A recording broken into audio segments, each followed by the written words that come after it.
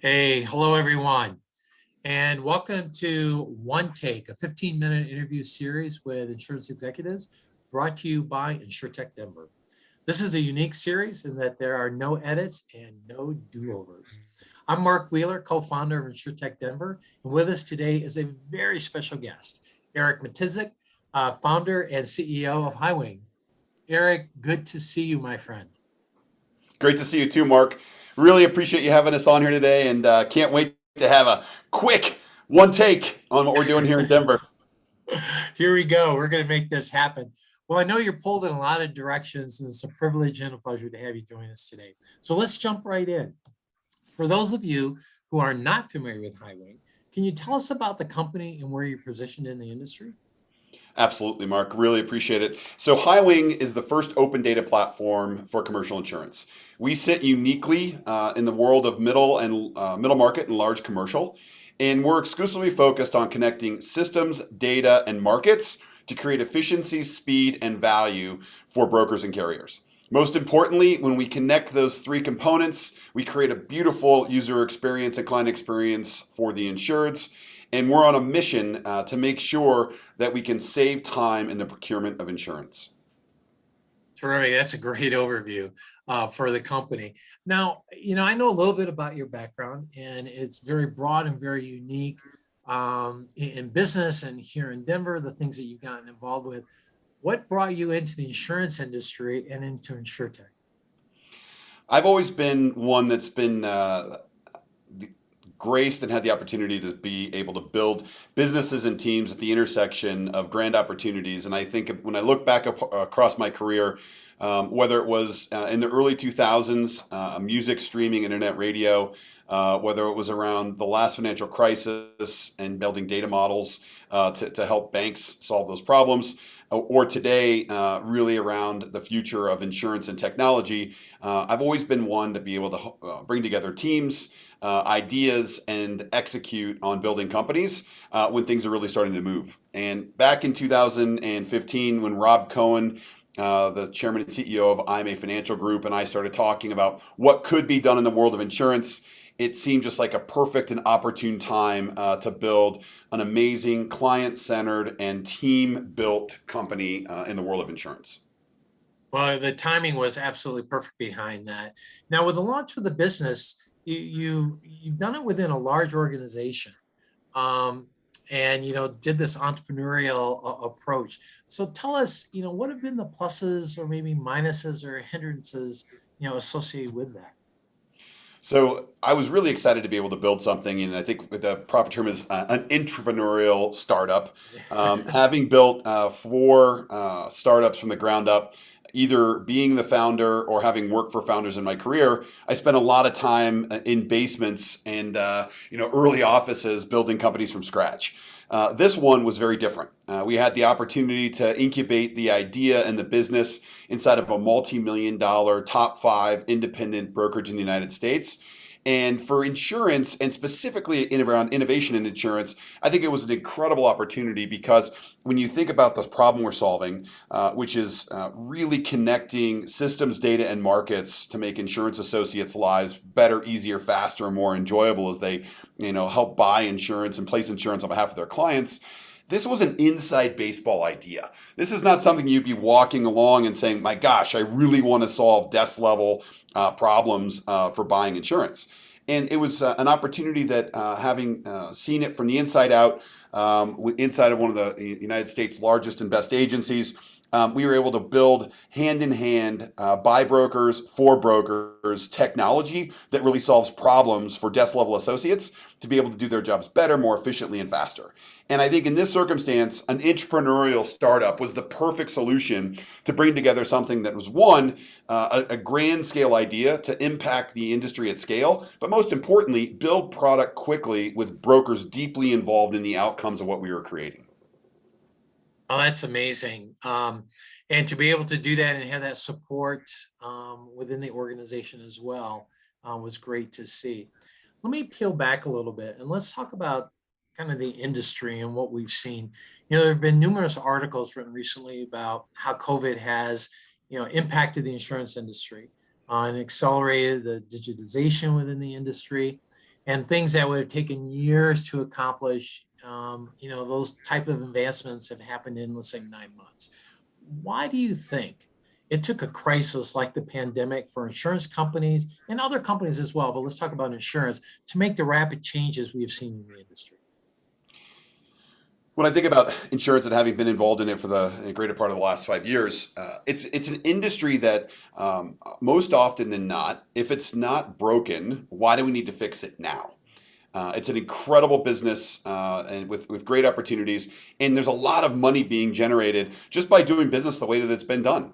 If I fill out an application and I send an email to carriers and markets, and I am able to get proposals back, and I'm able to copy and paste those and put those into a great document for my insureds, and ultimately able to bind business. Like, the system's not broken. Billions and billions of dollars annually are transacted over email. And so I think when I think about COVID, the crisis I wasn't necessary to move along the innovation. I think it was just really a function that it just greatly accelerated it. The leading firms in the United States already had a lot of the technologies of moving to the cloud and their digital transformation plans in place. But by moving their workforce to the field, obviously, it was just an accelerant. I mean, I think a lot of these things were in place, and what would have taken 2 or 3 or 5 years took one. And I think now we're in a much better place as an industry, because not only are we able to understand how to run a fully digital organization, but most importantly, we're starting to get used to the tools and the security and the elements that really allow us to work anywhere, and most importantly, solve our clients' problems, whether we're in the office or not. Yeah, that's a great perspective, and I appreciate you sharing that with us. And you would agree with many of the elements that you talked about. Now, as your role as a founder, um, what has guided you in launching and building the business? Is it your heart, your mind, your spirit? How have all of those kind of worked together? I mean, companies to me are, always built by people. And in the insurance industry, we're uniquely situated that the insurance business by nature is a business of relationships and humans. And so the thing that we get most excited about inside of Highwing, and personally what really, really drives me, is I love seeing technology solve problems at scale that allow humans to be happy. And when I think about insurance and I think about the process of actually, gathering client documentation, assembling applications, building submissions, and then ultimately connecting the systems, data, and markets to be able to transact the ability to effectively place risk and be able to offset any exposures that clients may have. The interesting thing is that we've been doing it the same way for a long time, and to see the smiles and the energy around building something that's really impactful to allow the thousands of employees across agencies and carriers and insureds have a better day and a better life really motivates us. And I would say most importantly, as a company, we've built a business that has been highly focused on culture and team around the ability of solving these problems at scale and creating that happiness at the desk. And so when you mix those things up, you have a really, really passionate group of employees that love using and building elegant software to solve problems, and most importantly, experience incredible joy when desk level and insurance executives have the opportunity to really experience a new way of doing business. Yeah, that's terrific. Well, that shows that balance that has to occur, right? And it's that mix of all of those things. And then talking about balance, as the CEO, you're very much a visionary for the business, but there's also the operating side. I think on the early times as you're building the business, how do you maintain the visionary role yet driving the operational side of the business? How do you make that happen? I think that's always the entrepreneurial paradox. I mean, I think as companies get bigger, I think executive teams have the ability to really be more singularly focused in specific areas around the execution of the company.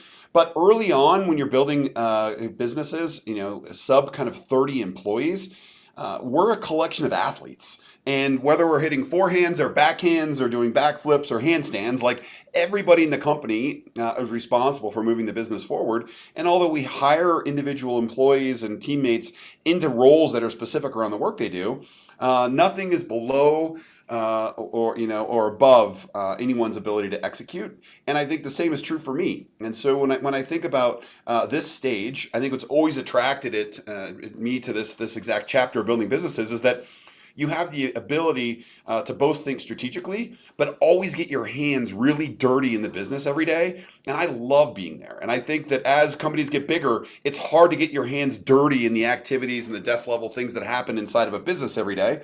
And I really enjoy.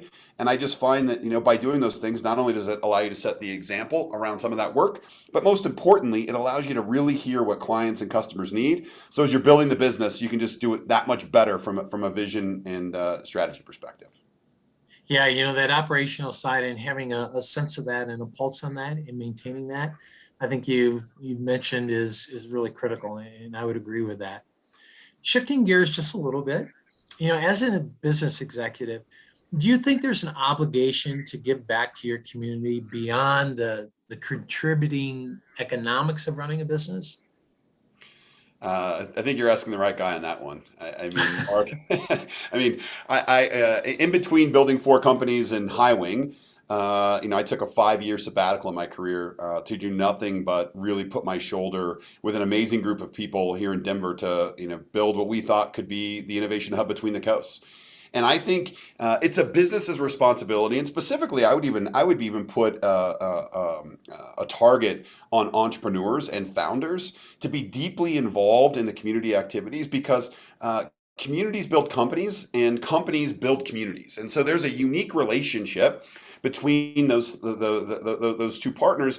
And I've always been actively involved here in Denver, and I also think that it's a responsibility of great founders and CEOs to do the same thing. Those who are coming up need the helping hand, and those who have risen up have the ability to reach down and pull those up. So I think there's a very reciprocal process that happens in our communities, and those with community-centered hearts and community-centered minds, karma is undefeated. And so those who give back and those who really help entrepreneurs and companies rise up, they will be rewarded in ways long into the future. And I just think it's not only an obligation, but a responsibility for founders and CEOs to be actively involved in building the community that their employees, their teammates, and their clients all operate in. Well, I know that, we share that. That's where you and I bump into each other around those other elements within the community and try and take and support where we're at. So let me ask you, when you look at where Highwing is today, what's on the horizon? Where are you taking the business that you'd like to share? We're really excited about the future. I think we recently closed a Series Seed financing in November of 2020. That really gave us the resources and investors and new partners to take the company to the next level. And next level meaning adding additional clients, both brokers and carriers, to our marketplace. But most importantly, building out the client features and components that really allow us to have that solution out of the box that builds really deep broker satisfaction, right out of the box. And so as we look further into the year, we're going to continue to develop that platform. Most exciting, I think we've got an eye towards a lot of integrations in the space. As one that's really connecting systems, data, and markets together, integrations are paramount for us to be able to provide that value across a wide spectrum of opportunities in insurance.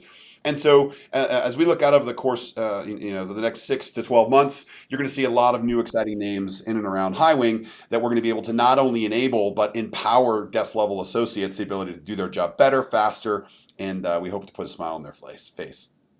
Terrific. Well, I can't wait to see more and read more about what the company is going to bring to us. So let's shift gears final time. We're going to go to a fun part. We have a series of rapid questions for you. So let us know what first comes to mind for you. So here we go. Coffee or tea? Coffee. Drawings or paintings? Oh, I love drawings. All right. Books or movies?